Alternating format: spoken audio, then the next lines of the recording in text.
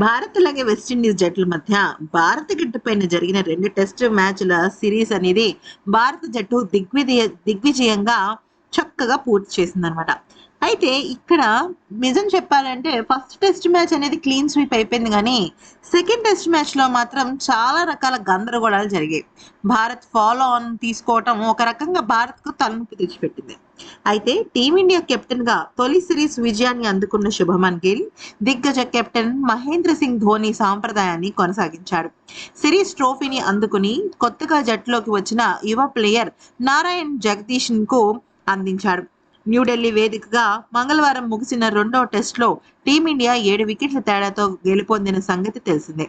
అయితే ఎప్పుడైతే జగదీశన్కి ఆ ట్రోఫీ అందించాడో వెంటనే ఇమీడియట్ గా ఆ ట్రోఫీని తీసుకువెళ్ళి శుభ్మన్ గిల్, కుల్దీప్ తో పాటు గంభీర్కి అందించడం జరిగింది.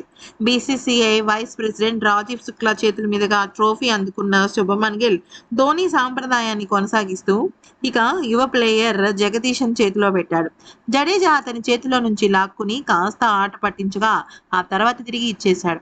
ఇక అనంతరం జట్టు సభ్యులు సపోర్ట్ స్టాఫ్ అంతా కలిసి ట్రోఫీకి పోజులు ఇచ్చారు. ఇక శుభమన్ గిల్, యశస్వి జైస్వాల్ ప్రత్యేకంగా ట్రోఫీతో ఫోటోలు దిక్క గౌతమ్ గంభీర్తో కలిసి కుల్దీప్ యాదవ్ కూడా పోజులు ఇచ్చాడు. జట్టులోకి వచ్చిన కొత్త ఆటగాళ్లకి ట్రోఫీని అందించే సాంప్రదాయాన్ని ధోని కెప్టెన్ గా ఉన్నప్పటి నుంచి ప్రారంభించాడు.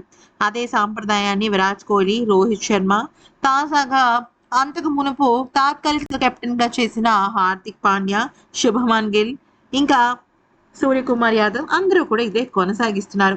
ఈ వీడియో కనుక నచ్చితే లైక్ చేసి సబ్స్క్రైబ్ చేసుకోండి.